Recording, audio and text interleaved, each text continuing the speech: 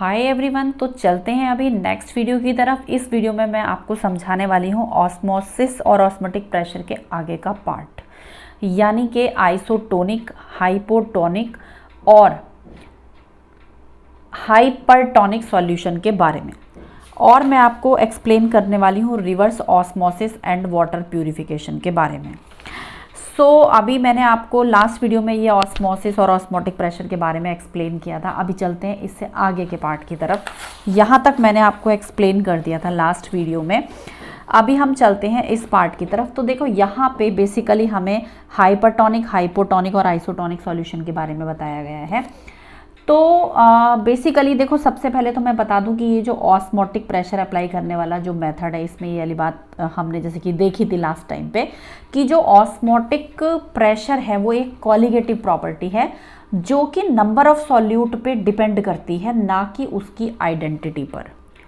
और dilute solution के लिए एक्सपेरिमेंटली ये पाया गया कि osmotic pressure is proportional to the molarity C of the solution at a given temperature।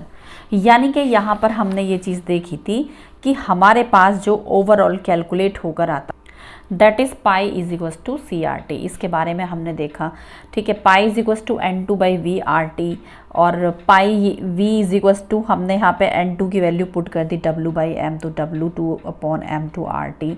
M two की ओवरऑल हमने यहाँ पे वैल्यू फाइंड आउट कर ली। अच्छा, एक चीज़ यहाँ पे ध्यान रखने वाली है कि ये जो मेथड है ऑस्मोटिक प्रेशर वाला और ऑस्मोसिस वाला, ये मेथड प्रोटीन में, बायोमोलिक्यूल में, पॉलीमर में और अदर मैक्रो मॉलिक्यूल के मोलर मास को डिटरमिन करने में काफ़ी यूज़ होता है। देखो, 4 टर्म्स बताई थी और चारों टर्म्स में हमने देखा जो कॉलिगेटिव प्रॉपर्टी है उसमें 4 टर्म्स बताई थी और उसमें चारों ही टर्म में हम देख रहे थे कि मोलर मास कैलकुलेट होके आ रहा है ओवरऑल, जब हम फॉर्मूला कैलकुलेट कर रहे होते हैं तब।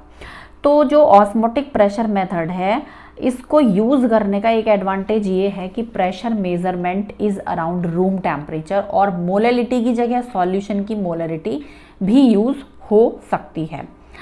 एंड इफ़ हम कंपेयर करेंगे इसका जो कॉलिगेटिव प्रॉपर्टी है, इसका मैग्नीट्यूड बहुत ज़्यादा डाइल्यूट सॉल्यूशन के लिए भी हाई ही होता है। चलो अब बात करते हैं आइसोटोनिक सॉल्यूशन की। तो आइसोटोनिक सॉल्यूशन में 2 सॉल्यूशन जिनका एक गिवन टेम्परेचर पर सेम ऑस्मोटिक प्रेशर है, वे आइसोटोनिक सॉल्यूशन है। 2 हमारे पास सॉल्यूशन है, एक ही पर्टिकुलर टेम्परेचर हमें T दिया हुआ है और उस T टेम्परेचर पर इन दोनों का ऑस्मोटिक प्रेशर सेम है, तो ये दोनों सॉल्यूशन आइसोटोनिक सॉल्यूशन होंगे, ठीक है। जब इन सॉल्यूशन को सेमी परमिएबल मेम्ब्रेन से अलग कर देते हैं, सेमी परमिएबल मेम्ब्रेन से हमने इन्हें अलग कर दिया, तो मतलब कि no osmosis occur between them. जैसे कि यहाँ पर मैं एक एग्जांपल ले रही हूँ। एग्जांपल के तौर पे मैं जैसे ऑस्मोटिक प्रेशर इक्वल है इन फ्लूइड्स में, अगर हम बात करें तो यहाँ पे ये 2 फ्लूइड्स लिए हुए हैं, फ्लूइड्स इनसाइड ब्लड सेल के अंदर यहाँ पे, और जो फ्लूइड है, और इसमें हमने यहाँ पे ले लिया 0.9% सोडियम क्लोराइड का सॉल्यूशन, यानी कि पानी में हमने 0.9% हमने सोडियम क्लोराइड मिक्स कर दिया। तो ये जो है it is normal saline solution. यहाँ पे ये जो हमने बनाया है ये हमारे पास नॉर्मल सेलाइन सॉल्यूशन है हमारे पास ये, और it is safe to inject intravenously. क्यों? क्योंकि दोनों का हमारे पास जो कंसिस्टेंसी होती है वो हमने देखा सेम है, तो ये सेफ है इंजेक्ट करने के लिए इंट्रावेनसली। जबकि अगर हम सेल को किसी ऐसे सॉल्यूशन में रख दें, कोई भी एक ऐसा solution that contain more than 0.9% of sodium chloride, तो वाटर सेल से बाहर की तरफ फ्लो करने लगेगा। वाटर जो है सेल से बाहर की तरफ फ्लो करने लगेगा। तो जब वाटर बाहर की तरफ फ्लो करने लगेगा और सेल क्या होगा, सेल हमारी श्रिंक हो जाएगी क्योंकि पानी उससे बाहर निकल जाएगा, तो ऐसा सॉल्यूशन हाइपरटोनिक सॉल्यूशन कहलाता है। क्या कहलाता है ऐसा सॉल्यूशन? हाइपरटोनिक सॉल्यूशन कहलाता है, ठीक है।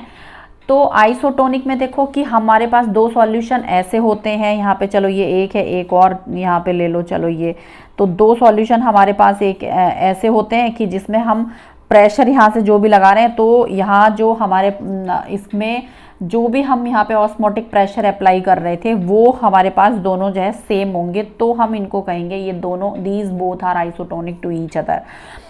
बट जैसे कि अगर हमने कहा कि अगर हमारे पास जो दूसरा वाला सॉल्यूशन है, मतलब कि देखो दो कंडीशन है, या तो जो वाटर है सेल के अंदर चले जाए, व्हेन जो ब्लड सेल है अगर हम उसको सेलाइन वाटर में रख रहे हैं, तो या तो वो ऐसे ही नॉर्मल कंडीशन में रहे जो कि 0.9% में, मतलब ना तो वाटर अंदर जाएगा ना ही वाटर बाहर जाएगा, मतलब osmosis is not taking place there.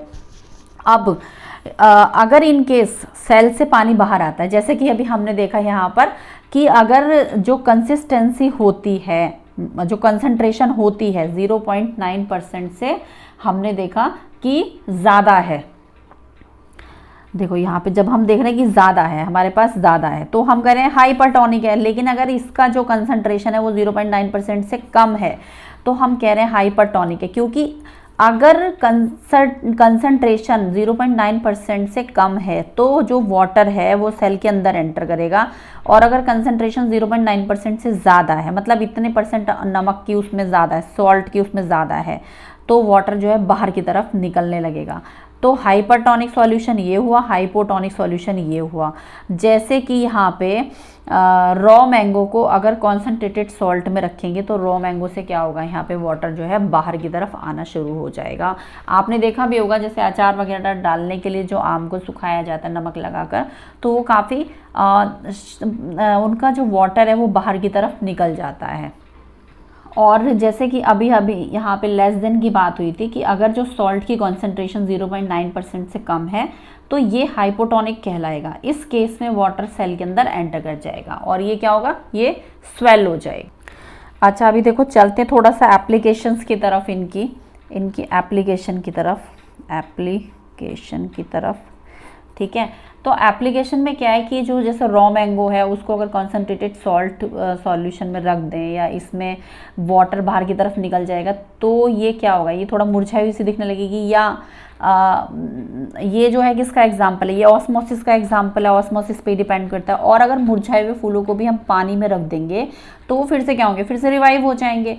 या जैसे अगर आप कैरेट को देखो, कैरेट में कभी कभी क्या होता है, लिम्फ हो जाते हैं, तो उसको भी अगर हम वाटर में रख देंगे और उसके बाद अलग से निकाल के रख देंगे, मतलब वाटर उसके अंदर चला जाएगा तो वो पहले जैसी ही हो जाएगी, ठीक है। एक तो ये इसका एग्जाम्पल था। दूसरा, अगर 0.9% सॉल्ट वाटर में ब्लड सेल रखने पर ये कोलैप्स हो जाती हैं due to loss of water, तो ये भी क्या है, ये भी ऑस्मोसिस की वजह से हो रहा है। एक और ये एग्जाम्पल हमारे पास ऑस्मोसिस का आ गया। ये सारे एग्जाम्पल्स की भी कैटेगरी में आ रहे हैं, ओके। और जो लोग नमक या ज़्यादा नमक वाला फूड कंज्यूम करते हैं तो आप देखो कि उनकी बॉडी ना कभी थोड़ा फूली सी हो जाती है। क्या होता है कि ऐसे केस में जो भी लोग नमक या ज़्यादा नमक वाला जो खाना होता है उसको अगर कंज्यूम करते हैं तो उनमें जो सेल्स होती हैं वो फूल जाती हैं और बॉडी में स्वेलिंग या पफनेस आ जाती है, क्योंकि वाटर जो है सेल में भर जाता है। इसको एडेमा कहते हैं, एक बीमारी होती है, ठीक है। ऐसे केस में डॉक्टर सलाह देते हैं भाई नमक वाला खाना कम खाओ, नमक छोड़ दो थोड़े दिन के लिए या ऊपर से मत डालो, ओके। सो अब हम चलते हैं हमारे नेक्स्ट एग्जांपल की तरफ कि अब जो वाटर है उसका जो फ्लो है वो सॉइल से रूट में पहले जाता है और फिर रूट से पौधे के अपर पार्ट में जाना शुरू हो जाता है। ये भी ऑस्मोसिस की वजह से। ये देखो जैसे अगर आप जो छोटे बच्चों की जो वाटर बॉटल होता है उसमें पाइप लगा हुआ होता है, तो पाइप को अगर ऐसे डाल दोगे तो पानी नहीं ऊपर भरेगा, लेकिन अगर आप उस पानी को सक करोगे, मतलब अंदर जो है पाइप के अंदर जो है एयर नहीं है, वहाँ पे एक वैक्यूम क्रिएट हो गया है, तो वो वाटर उस खाली जगह को फिल करने के लिए आ जाएगा। मीन्स हाई लेवल से लो लेवल की तरफ वो जा रहा है उसको फिल करने के लिए। ये इसका नेक्स्ट एग्जाम्पल हम लेंगे कि by salting of meat and adding sugar on fruits. तो ऐसे केस में क्या होता है कि जब सॉल्टिंग कर देंगे मीट का या जो ऐड शुगर को अगर हम ऐड कर देंगे फ्रूट्स के ऊपर, तो ये क्या करते हैं, ये जो बैक्टीरियल एक्शन होते हैं फ्रूट के या मीट के ऊपर उनको थोड़ा सा रोकने का काम करता है, क्योंकि जैसे बैक्टीरिया उसके ऊपर अटैक करते हैं तो क्या होता है, बैक्टीरिया उस शुगर या सलाइन वाटर की वजह से वहाँ पे जो सेल होती है, जो बैक्टीरिया की सेल होती है, वो अपना वाटर क्या करती है, लॉस कर देती है। तो जो बैक्टीरिया होते हैं वो श्राइवल हो जाते हैं और फिर वो डाई हो जाते हैं, ठीक है। ये थे सारे इसके एग्जाम्पल। किसके एग्जाम्पल थे, ऑस्मोसिस के एग्जाम्पल। अब हम चलते हैं reverse osmosis and water purification वाले पार्ट की तरफ। तो देखो इसमें क्या होता है कि जो ऑस्मोसिस की जो डायरेक्शन है अगर वो रिवर्स हो, मतलब पहले तो क्या था हमारे पास सॉल्वेंट से, यहाँ पे देखो आप, सॉल्वेंट से हमारे पास सॉल्यूशन की तरफ वाटर जा रहा था, ठीक है। तो अगर ये जो डायरेक्शन है ये ऐसे ना हो के ऐसा हो जाए, मीन्स रिवर्स हो जाए, तो इसको हम क्या कहते हैं, इसको हम कहते हैं reverse osmosis and water purification की प्रोसेस में इसको यूज़ करते हैं हम। तो ऑस्मोसिस की जो डायरेक्शन है अगर वो रिवर्स हो जाए या जो सॉल्यूशन पर जो लगने वाला जो प्रेशर है ऑस्मोटिक प्रेशर से ज़्यादा कर दिया जाए, ये जो सॉल्यूशन के ऊपर जो यहाँ पे प्रेशर लग रहा है, यहाँ पे ये अगर इसको यहाँ पे जो प्रेशर अप्लाई हो रहा है उससे थोड़ा सा ज़्यादा कर दिया जाए तो क्या होगा, जो वाटर का, देखो पहले तो हमने क्या देखा था, सॉल्वेंट का फ्लो इधर की तरफ हो रहा था, उसको रोकने के लिए हमने यहाँ पे एक प्रेशर अप्लाई किया था, वो ऑस्मोटिक प्रेशर था। अब इसको और ज़्यादा लगा देंगे तो क्या होगा, फ्लो इधर की तरफ होना शुरू हो जाएगा, उल्टा होना शुरू हो जाएगा, ठीक है। तो वो हमारे पास क्या कहलाया, वो हमारे पास रिवर्स ऑस्मोसिस कहलाया। तो देखो जैसे कि मान लो एक कंटेनर है और यहाँ पे एक सेमी परमिएबल मेम्ब्रेन फिट कर दी है, तो फिर इसमें ऊपर से यहाँ पे इस साइड यहाँ से पानी फिल करना शुरू कर दिया, तो क्या होगा कि सॉल्वेंट के, क्योंकि मॉलिक्यूल इस साइड पास हो रहे हैं, सॉल्ट यहाँ पे रह जाएगा, तो क्या यहाँ पे फ्रेश वाटर फाइंड आउट हो रहा है, तो ये इस फ्रेश वाटर को इधर टैप से बाहर निकल जाएगा। और ये ऐसा जो बड़े बड़े शहरों में जहाँ पे पानी की शॉर्टेज होती है, तो इस तरीके से जो सी वाटर है उसको यूज़ करते हैं प्योर करके, और फिर उसको शहरों में भेज दिया जाता है वहाँ पर, है ना। तो ऐसे केस में पता है क्या होता है, सेमी परमिएबल मेम्ब्रेन को प्योर सॉल्वेंट में के सॉल्यूशन से बाहर की तरफ जो है यहाँ पे लगा देते हैं, जिससे क्या होगा, पानी जो है वो जो सॉल्वेंट है यानी कि जो वाटर है वो बाहर की तरफ फ्लो करने लगेगा। और इस फिनोमिना को क्या कहते हैं, हम इस फिनोमिना को रिवर्स ऑस्मोसिस कहते हैं। इसका काफ़ी यूज़ होता है, रिवर्स ऑस्मोसिस सी वाटर के डीसैलिनेशन में यूज़ होता है, डीसैलिनेशन में वो यूज़ होता है, ठीक है। जब ऑस्मोटिक प्रेशर से ज़्यादा प्रेशर सॉल्यूशन पे लगाया जाएगा, जैसे कि मैंने अभी आपको बताया था, तो जो मेम्ब्रेन है उसके थ्रू सी वाटर से प्योर वाटर बाहर की तरफ निकलने लगेगा, है ना। तो पॉलीमर जो है, पॉलीमर मेम्ब्रेन को काफ़ी सारी वैरायटी है जो कि मार्केट में अवेलेबल हैं और उनको यूज़ किया जाता है इसके लिए। तो रिवर्स ऑस्मोसिस के लिए जो प्रेशर चाहिए वो बहुत ही हाई होता है। एक सुटेबल सपोर्ट पर सेलुलोज एसीटेट की फिल्म को सेट कर देंगे तो ये जो पोरस मेम्ब्रेन की तरह वर्क करने लगेगी। ये जो मेम्ब्रेन है पोरस की तरीके से वर्क करने लगेगी, इसमें छोटे छोटे माइन्यूट से पोर्स होंगे। तो जो सेलुलोज एसीटेट है that is permeable to water but impermeable to impurities and ion present in sea water. और इन दिनों बहुत से कंट्री हैं जो अपनी पोर्टेबल वाटर रिक्वायरमेंट को पूरा करने के लिए डीसैलिनेशन प्लांट का यहाँ पे यूज़ करते हैं। तो इस तरीके से हमने देखा वाटर प्यूरिफिकेशन के बारे में। अभी हम चलते हैं एबनॉर्मल मोलर मास की तरफ। तो एबनॉर्मल मोलर मास, जैसे कि देखो क्या है कि हमें पता है ये वाली बात कि जो आयोनिक कंपाउंड होते हैं जब वो वाटर में डिसॉल्व करे जाते हैं तो एनायन और कैटायन में डिसोसिएट। जैसे कि मैं KCl का अगर एग्जाम्पल ले लूँ तो K+ और Cl आयन यहाँ पे बन जाएगा, ठीक है। तो क्या हुआ, ये जो KCl है क्या हो रहा है, ये डिसोसिएट हो रहा है K आयन में और Cl आयन में। तो ये हमारे पास क्योंकि पॉजिटिव है तो ये कैटायन है और ये एनायन है क्योंकि ये नेगेटिव है। तो अगर मान लो जैसे 1 मोल जो KCl है अगर वो डिसोसिएट, मतलब अगर हम उसको वाटर में मिक्स कर दें और हम ये एक्सपेक्ट कर रहे हैं कि 1 मोल K आयन और 1 मोल Cl आयन हमें वहाँ पे रिलीज होके मिल जाएंगे। तो अगर ऐसा होता है तो यहाँ सॉल्यूशन में पार्टिकल्स के 2 मोल होंगे। हमारे पास सॉल्यूशन में पार्टिकल्स के कितने मोल होंगे, 2 मोल होंगे। हम कह रहे हैं 1 मोल से 1 मोल हमें ये मिल जाए और 1 मोल हमें ये मिल जाए, है ना। तो सॉल्यूशन में हमारे पास कितने मोल हो गए, यहाँ पे हमारे पास 1 मोल ये हो गए और 1 मोल ये हो गए, ठीक है। तो यहाँ पर क्या हुआ, सॉल्यूशन में पार्टिकल के हमारे पास 2 मोल हो गए। अगर हम इंटर आयोनिक अट्रैक्शन को इग्नोर करते हैं, इंटर आयोनिक अट्रैक्शन क्या हुआ, मतलब यहाँ पे देखो वाटर है तो वाटर भी क्या है, H आयन और OH आयन तो है ही, है ना। तो ये मतलब इसके साथ कंबाइन हो जाए और Cl इसके साथ कंबाइन हो जाए। हमने इसको टोटली क्या करा, हमने इग्नोर कर दिया कि ठीक है कि ऐसा नहीं हो रहा है। तो 1 mole of KCl in 1 kilogram of water would be expected to increase the boiling point 2 into 0.52 Kelvin, that will be equal to 1.04 K। लेकिन अगर डिग्री ऑफ डिसोसिएशन नहीं पता है, डिग्री ऑफ डिसोसिएशन क्या होता है, अल्फा, अगर नहीं पता है तो we could conclude that mass of 2 mole particle is 74.5 gram. तो mass of 1 mole of KCl, 1 mole of KCl का जो मास है वो क्या है हमारे पास 37.25 ग्राम है। देखो क्या है कि जो अगर यहाँ पे हम जैसे कि भी देख रहे थे कि डिग्री ऑफ डिसोसिएशन तो हमें पता ही नहीं है, तो हम क्या करेंगे, हम कॉन्क्लूड कर देंगे कि इसको मास ऑफ 2 मोल ऑफ पार्टिकल, हमें पता है यहाँ पे जो 2 मोल ऑफ पार्टिकल हमारे पास क्या है 74.5 है, तो ये हमारे पास क्या है, ये हमारे पास 74.5 का आधा आया है, 37.25 आया है। तो यहाँ पर इस रूल पर हाईलाइट किया गया कि एक्सपेरिमेंटली मोलर मास जो डिटरमिन किया जाएगा वो हमेशा क्या होगा, कम होगा, किससे, उसकी ट्रू वैल्यू से, ट्रू वैल्यू से कम होगा, मतलब जो एक्चुअली ट्रू वैल्यू से कम आएगा। तो जैसे मान लो अगर हम यहाँ पे एक एग्जांपल देखें CH3COOH का, तो ये CH3COOH का होल ट्वाइस, ये डाइमर बना रहा है, डाइमर, ठीक है।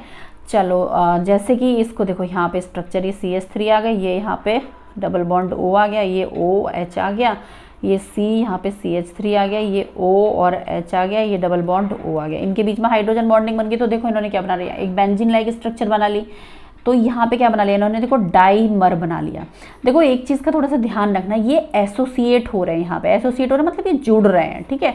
डाइमर बनता है तो एसोसिएट होता है। अब जैसे KCl है यहाँ पे, तो ये K प्लस और Cl माइनस में क्या हो रहा है, ये डिसोसिएट हो रहा है यहाँ पे, मतलब ये टूट रहे हैं, ठीक है। तो क्या हो रहा है यहाँ पे, ये 1 से 2 बन रहे हैं और ये यहाँ पे 2 से क्या हो रहा है, 1 बन रहे हैं, ठीक है।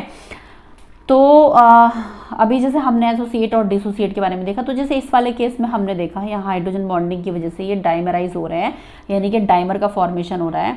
तो जो नंबर ऑफ पार्टिकल है ऐसे केस में क्या होगा, रिड्यूस हो जाएंगे। क्योंकि देखो अगर मान लो एसिटिक एसिड के जैसे CH3COOH के मान लो एक बीकर में हमारे पास 40 यहाँ पे मॉलिक्यूल प्रेजेंट है फॉर एग्जांपल, तो जब ये डाइमर बना लेंगे तो हमारे पास तो 20 रह जाएंगे ना, क्योंकि 2 मॉलिक्यूल आपस में जुड़ के 1 मॉलिक्यूल में कन्वर्ट हो गए, तो ये तो 40 से 20 रह गए ना।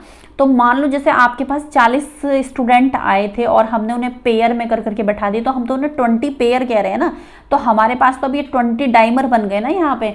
तो ऐसे केस में क्या हो गया, नंबर ऑफ मॉलिक्यूल तो हमारे पास क्या हो गया, रिड्यूस हो गए, यहाँ पे पार्टिकल हमारे पास रिड्यूस हो गए।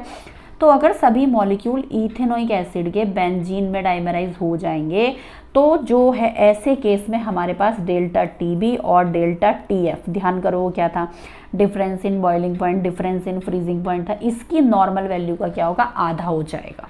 तो जो मोलर मास डेल्टा TB और डेल्टा TF के बेस पर कैलकुलेट किया जा गया, हम उसे क्या करेंगे, हम उसे ट्वाइस कर देंगे, है ना। किससे ट्वाइस कर देंगे, उसके एक्सपेक्टेड वैल्यू से। तो जो मोलर मास एक्सपेक्ट वैल्यू से कम या ज़्यादा है उसे एबनॉर्मल मोलर मास कहते हैं। मतलब नॉर्मल जितना नहीं आता, या तो कम आएगा या ज़्यादा आएगा, तो वो एबनॉर्मल है, ऑब्वियस है वो एबनॉर्मल है, नॉर्मल नहीं है।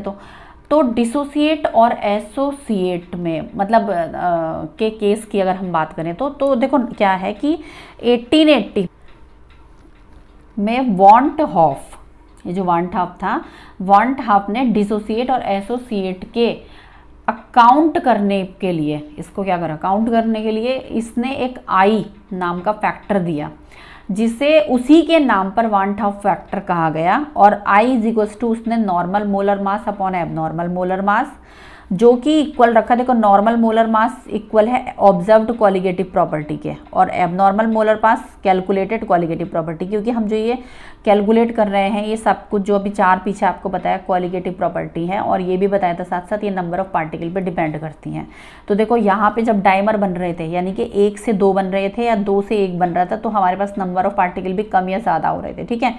सो ये जो ऑब्जर्व क्वालिटेटिव प्रॉपर्टी है, it is equal to total number of mole of particle, अभी बताया ना, ये डिपेंड करती है total number of mole of particle after association and dissociation. और calculated qualitative property number of mole of particle before association and dissociation, ठीक है। तो ये तो हमारे पास उसने ये टर्म यहाँ पे एक फॉर्मूले के फॉर्म में यहाँ पे रखी, और उसने बताया कि यहाँ ये जो abnormal molar mass experimentally determine है, जहाँ पर हम एज्यूम करेंगे कि नॉन वॉलेटाइल सॉल्यूट एसोसिएट या डिसोसिएट है। अगर हम एसोसिएशन का केस देखें, यहाँ पर एसोसिएशन के केस में हमारे पास और डिसोसिएशन के केस में हमारे पास क्या है कि देखो, अगर एसोसिएशन का केस है, एसोसिएशन में जो वैल्यू ऑफ आई है that is less than unity. Association के केस में आई की जो वैल्यू है वो लेस देन है यूनिटी, और डिसोसिएशन के केस में वो ग्रेटर देन है यूनिटी। यूनिटी यानी कि 1 यहाँ पे बात हो रही है, ठीक है। जैसे कि अगर हम एग्जांपल लें यहाँ पे कि वैल्यू ऑफ आई, किसकी वैल्यू, यहाँ पे आई की जो वैल्यू, अच्छा एक उसने इसके रेस्पेक्ट में यहाँ पे फॉर्मूला भी सेट कर दिया कि P1 naught minus P1 upon P1 naught is equals to I N2 upon N1। ये देखो, ये पहले ये पूरे सॉल्यूशन का था, N1 प्लस N2 था। मैंने आपको बताया था कि किस तरीके से हम N2 को इग्नोर कर देते हैं अगर हम बहुत ज़्यादा डाइल्यूट सॉल्यूशन की बात कर रहे हैं। तो चलो फिर एग्जाम्पल की बात करते हैं। तो एग्जाम्पल में उसने बताया कि जो वैल्यू है, value of i for aqueous solution of KCl is close to 2। देखो यहाँ पे टेबल में देखो, यहाँ पे ये क्या है, ये जो अगर हम बात करें इसकी NaCl की, KCl की, MgSO4 की, ये क्या है, दीज आर क्लोज टू 2। मतलब ये क्या है, यहाँ पे ये देखो, यहाँ पे ये जो है ये 1 से ज़्यादा है आई की वैल्यू। तो देखो यहाँ पे क्या हुआ, ये डिसोसिएशन का केस हो गया। और जो हमने एसिटिक एसिड का जो हमने यहाँ पे देखा था एग्जाम्पल अभी, तो वो क्या हो रहा था, जो कि डाइमर बना रहा था, तो उसकी जो वैल्यू है आई की वैल्यू वो 0.5 है। तो आई की वैल्यू से भी हम यहाँ पे फाइंड आउट कर सकते हैं। तो want half factor modify the equation for qualitative property, ठीक है। क्वालिटेटिव प्रॉपर्टी में उसने इक्वेशन के रिस्पेक्ट में, जैसे कि मैंने अभी आपको बताई थी, ये वाली इक्वेशन उसने हमें दी थी। अब यहाँ पे एलिवेशन ऑफ बॉइलिंग पॉइंट यानी delta TB is equal to I into KB into M, ठीक है। और ये जो डिप्रेशन ऑफ फ्रीजिंग पॉइंट यानी delta TF is equal to I into KF into M, और ऑस्मोटिक प्रेशर ऑफ सॉल्यूशन यानी कि pi that will be equal to I N2 RT upon V, ठीक है। तो ये वाली टर्म्स उसने हमें उसी फॉर्मूले से हमें यहाँ पे निकाल के दी हैं, जो अभी हमने ऑस्मोटिक प्रेशर वाला पीछे फॉर्मूला कैलकुलेट किया था। और उसने हमें बताया कि किस तरीके से आई की वैल्यू को देख के भी हम फाइंड आउट कर सकते हैं एसोसिएशन और डिसोसिएशन के केस को। तो ये जो न्यूमेरिकल हैं जो कि एबनॉर्मल मोलर मास के ऊपर बेस्ड हैं, ये मैंने इसके लिए दूसरी वीडियो बनाई है। न्यूमेरिकल के लिए आप दूसरी वीडियोस को ज़रूर देखिए। अगर आपको वीडियो पसंद आई है तो इसे लाइक कीजिए, अपने फ्रेंड्स के साथ शेयर कीजिए और सब्सक्राइब कीजिए। चैनल नया है, आपके सपोर्ट की बहुत ज़रूरत है, और अगर आप कोई फीडबैक देना चाहते हैं तो वो प्लीज़ कमेंट बॉक्स में लिखकर ज़रूर दें। मैंने इस चैप्टर की ऑलमोस्ट सारी वीडियोस अपलोड कर दी हैं। 1-2 वीडियो है न्यूमेरिकल्स की, वो रह गई हैं। न्यूमेरिकल की कुछ वीडियोस मैंने पार्ट 7 और पार्ट 8 के नाम से भी अपलोड किए हैं, उसमें इन टेक्स्ट क्वेश्चन दिए हैं, आप उनको भी ज़रूर देखिए, क्योंकि उसमें मैंने कुछ ट्रिक्स भी बताई हैं, how to calculate in a easy form. और ये मैंने जो पूरा NCERT का हर टर्म आपको एक्सप्लेन किया है, अगर आप सारे पार्ट्स को अच्छे से सुनेंगे तो आपको हर लाइन चैप्टर की क्लियर हो जाएगी, और MCQ आपके लिए निकालना बहुत ईजी होगा। आप ध्यान से वीडियो को सुनिए, और मैंने कोशिश भी की है अपनी मैक्सिमम वीडियोस में कि मैं साथ साथ लिखती जाऊं, ताकि नोट्स भी आपके हैंड टू हैंड प्रिपेयर होते जाएं। तो आप को अगर कोई भी इस रिगार्डिंग भी अगर कोई फीडबैक देना है तो वो प्लीज़ मुझे कमेंट बॉक्स में लिखकर ज़रूर भेजिए।